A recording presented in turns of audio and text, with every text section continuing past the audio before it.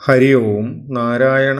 ധർമ്മ പ്രസരണ സരണിയിൽ ഒരു ദീപശിഖ, ധർമ്മത്തിന്റെ പവിത്രമായ പാതയിലെ ഒരു പ്രകാശ ചിഹ്നം.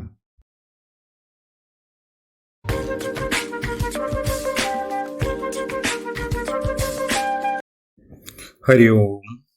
പാലക്കാട് ജില്ലയിലെ മാത്തൂർ പഞ്ചായത്തിലെ ആനിക്കോട് ഗ്രാമത്തിലെ ഒരു ദിവ്യക്ഷേത്രം ആണ് ശ്രീ അഞ്ചുമൂർത്തി ക്ഷേത്രം.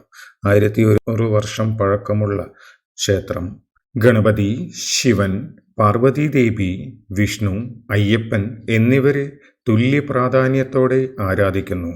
പ്രകൃതിയുടെ മടിത്തട്ടിൽ വടക്കോട്ട് ഒഴുകുന്ന നീളാനദിയുടെ തീരത്താണ് ഈ ക്ഷേത്രം സ്ഥിതി ചെയ്യുന്നത്.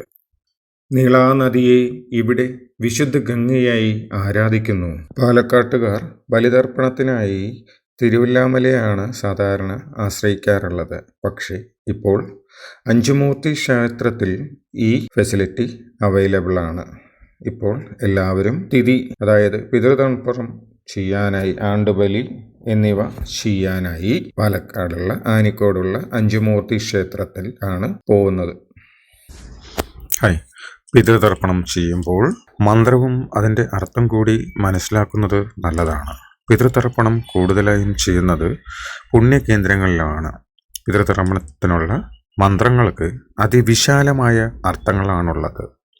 തെക്കോട്ട് തിരിഞ്ഞ് നാക്കില വെച്ച് ആ ഇലയിൽ ദർഭപ്പുല്ല് വെച്ച് അതിലേക്ക് നമ്മുടെ പിതൃപരമ്പരകളെ സങ്കല്പിച്ച് ആവാഹിച്ച് അവർക്ക് അന്നവും അഥവാ അരിയും എള്ളും വെള്ളവും പുഷ്പവും ചേർത്ത് മന്ത്രസഹിതം അവർക്ക് സമർപ്പിക്കുന്നു. പ്രധാനമായും 3 മന്ത്രങ്ങളാണ് ചൊല്ലുന്നത്. ചിലയിടങ്ങളിൽ 5 മന്ത്രങ്ങൾ ചൊല്ലാറുണ്ട്. ചില സമ്പ്രദായങ്ങളിൽ ചെറിയ ചില വ്യത്യാസങ്ങൾ ഉണ്ടാകാമെങ്കിലും പൊതുവെ ഇങ്ങനെയാണ്. നമ്മുടെ കുടുംബത്തിലെ മൺമറഞ്ഞു പോയ 1 or 2 പേരെ ഉദ്ദേശിച്ചല്ല പിതൃതർപ്പണം ചെയ്യുന്നത്. അച്ഛൻ്റെയും അമ്മയുടെയും ഗുരുവിൻ്റെയും സഹായികളുടെയും ആരോരുമില്ലാത്തവരുടെയും എല്ലാം കുടുംബത്തിലെ മൺമറഞ്ഞു പോയ എല്ലാവരുടെയും ആത്മാക്കൾക്ക് വേണ്ടി ഞാൻ പിണ്ഡം സമർപ്പിക്കുന്നു എന്നാണ് മന്ത്രം. അത്രയും വിശാലമായ അർത്ഥത്തിലുള്ളതാണ് പിതൃതർപ്പണം എന്ന സങ്കല്പം. മന്ത്രങ്ങളും അവയുടെ അർത്ഥങ്ങളും നമുക്ക് നോക്കാം.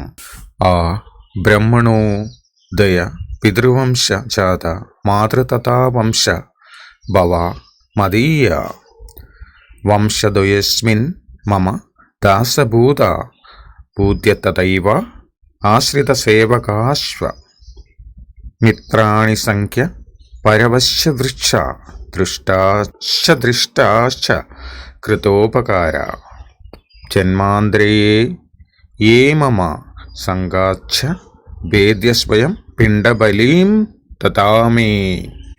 അർത്ഥം നോക്കുകയാണെങ്കിൽ, ഈ ലോകത്ത് എൻ്റെ അച്ഛൻ്റെയും അമ്മയുടെയും വംശത്തിൽ ജനിച്ചവരും ഞാനുമായി നേരിട്ടും അല്ലാതെയും ബന്ധമുള്ളവർക്കുമായും എൻ്റെ കഴിഞ്ഞ 2 ജന്മങ്ങളിലായി എൻ്റെ ദാസന്മാർ ആയവർക്കായും എന്നെ ആശ്രയിച്ചവർക്കും എന്നെ സഹായിച്ചവർക്കും എൻ്റെ സുഹൃത്തുക്കൾക്കും ഞാനുമായി സഹകരിച്ചവർക്കും ഞാൻ ആശ്രയിച്ച സമസ്ത ജീവജാലങ്ങൾക്കും ജന്തുക്കൾക്കും നേരിട്ടും അല്ലാതെയും എന്നെ സഹായിച്ച എല്ലാവർക്കും കഴിഞ്ഞ പല ജന്മങ്ങളിലായി ഞാനുമായി സഹകരിച്ച എല്ലാവർക്കും വേണ്ടി ഞാൻ ഈ അന്നവും പുഷ്പവും ജലവും പ്രാർത്ഥനയും സമർപ്പിക്കുന്നു.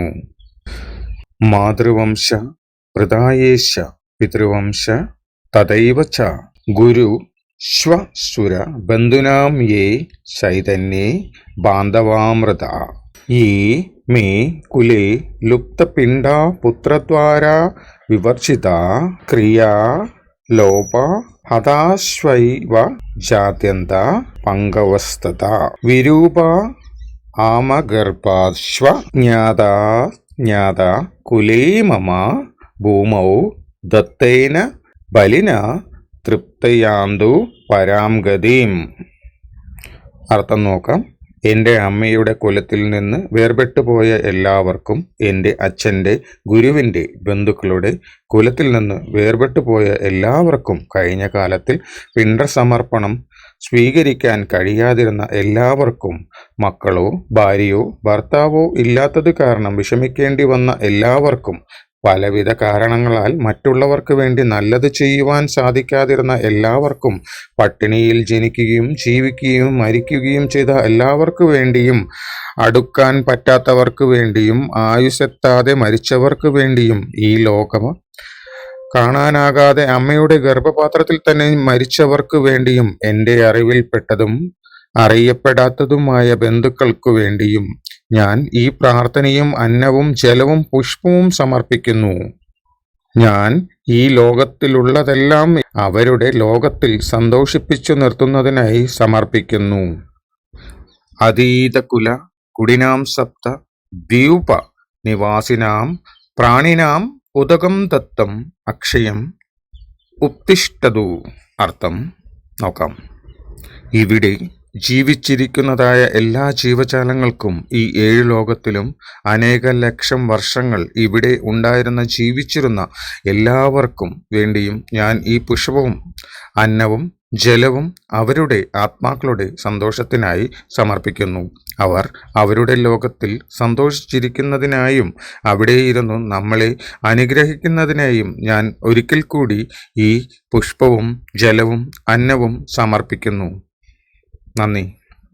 പ്രപഞ്ചത്തിൻ്റെ ഉത്ഭവത്തിൻ്റെയും അവസാനത്തെയും അല്ലെങ്കിൽ വികാസത്തെയും കുറിച്ച് അനുഭവം നമ്മെ ബോധവാന്മാരാക്കുന്നു. മനുഷ്യജീവിതം നിത്യതയിലേക്കുള്ള യാത്രയാണ്. നമ്മുടെ ആത്മാവ് ഈ സത്യം തിരിച്ചറിയുമ്പോൾ നമ്മുടെ എല്ലാ ചിന്താധാരകളും പരമാത്മാവുമായി ലയിക്കുകയും ആത്യന്തികമായ ശാശ്വത മോക്ഷത്തിലേക്ക് നയിക്കുകയും ചെയ്യും.